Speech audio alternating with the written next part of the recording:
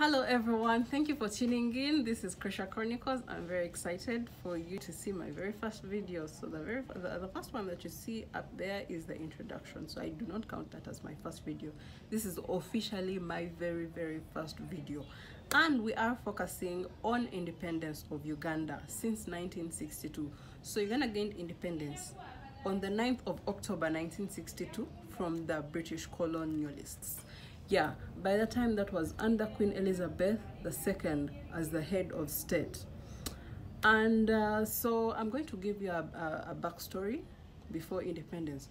So first we had the Arabs, other than the indigenous Africans or the indigenous Ugandans, sorry. We had the Arabs who came in through the East African coast, through Kenya and to Uganda. Their main interest was trade. And then after the Arabs came in the explorers from the Britain. We had explorers like Sir Samuel Baker, Henry Morton Stanley, John Hannington Speke, and to mention but a few, I cannot mention all of them. Their main interest was to find the source of the Nile, which happens to be in Uganda. And just so you know, just tap that notification bell so that the next time I go to the source of the Nile, you're the very first person to watch. So back to business. After the explorers came the Anglican missionaries and the French missionaries, that is to spread the gospel. And after them, then came yours truly, the British. Now that was the real deal, the real colonizers. So fast forward, Uganda becomes a British protectorate in 1894. Yes, 1894, Uganda becomes a British protectorate. That means it was to be governed by the British. Now, fast forward from 1894, of course, till 1962, it was still under the British. Now, by the time Uganda gained independence and was no longer a British protectorate in 1962, until the time it was under Governor Sir Walter Coates. And he handed over to the very first president of Uganda, who would be Sir Edward Mutesa Frederick II, the very first president, who also doubled as the 35th Kabaka of Buganda. So, for those that don't know, Uganda gets its name from Buganda. Buganda is one of the very largest, the largest kingdoms in Uganda, in the central to be exact. Now, under Sir Edward Mutesa, he had Sir Opolo Milton Obote as his prime minister. But things did not go well. Yeah, things did not go well, and Opolo Milton Obote tried to oust Sir Edward Mutesa from being the president of Uganda, and he fled into exile to the UK. That is where he died in, I think, 1966. Yes. So after that, we had a number of presidents. I'm going to give them to you in briefly. I'm going to list them. So, however, while on this episode of Uganda's independence, I had the chance to go to the Uganda Museum. Of course, that's where all the history is kept, all the facts are kept, and we had a few things to learn about Uganda's independence. So watch out for that. Yeah, so this is me right before entering, and this is me inside the museum. So yeah, so over there we have the first prime minister of Uganda, who is Opolo Milton Obote, swearing in. That is on Independence Day on 9th October 1962 at the Kololo Independence Grounds. And he was the very first politician. He was a very brilliant politician from the northern part of Uganda. Yeah, so more about him later. So this is the Uganda National Anthem. Behold, the Union Jack is taken down. Yeah, after 70 years of British governance in Uganda. And at that time, the governor was Sir Walter Coates. So here is the Uganda flag being raised, a sign of a newborn nation, a nation.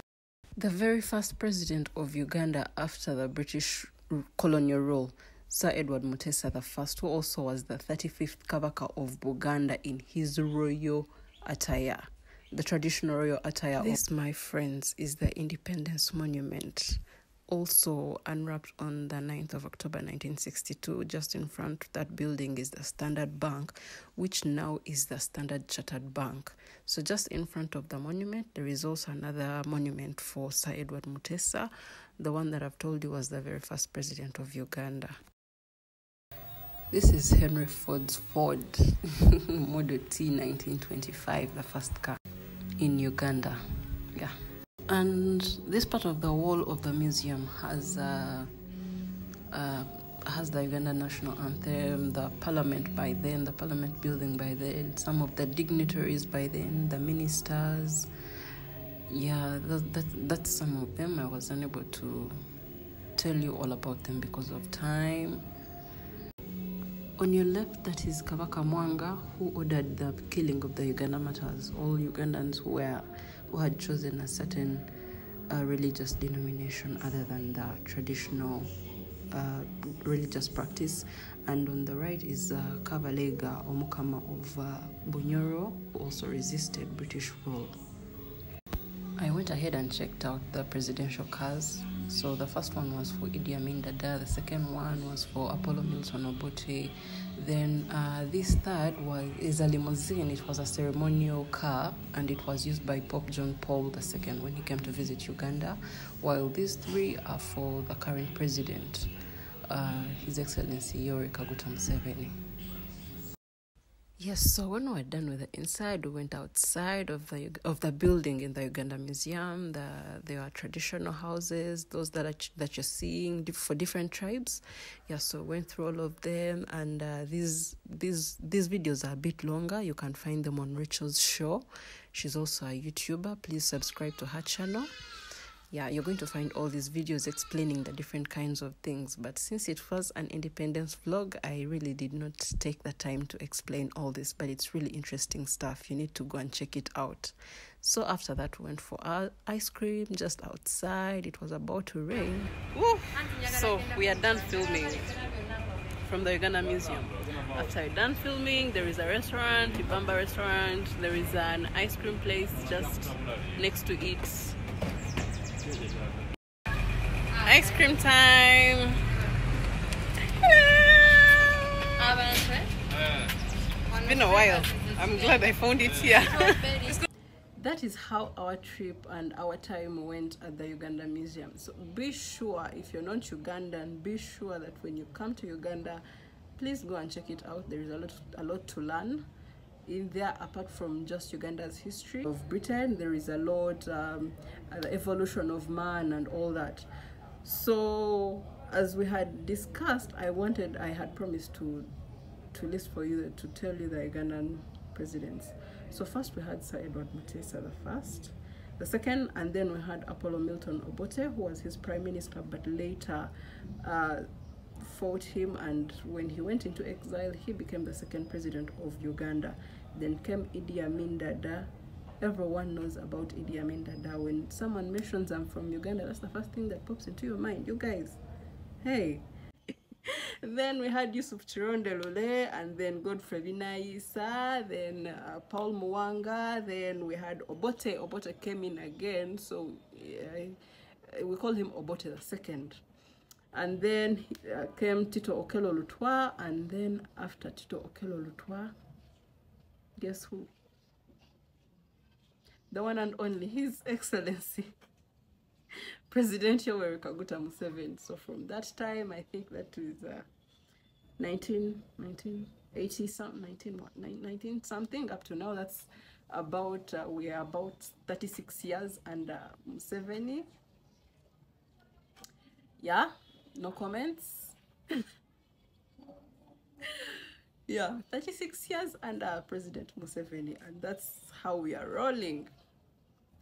So thank you so much for sticking with me. Thank you, and tune in for the next episode of Uganda. I have a lot of interesting things that I know you are going to like, and please share with others so that they can learn, so that we can have fun and connect with each other.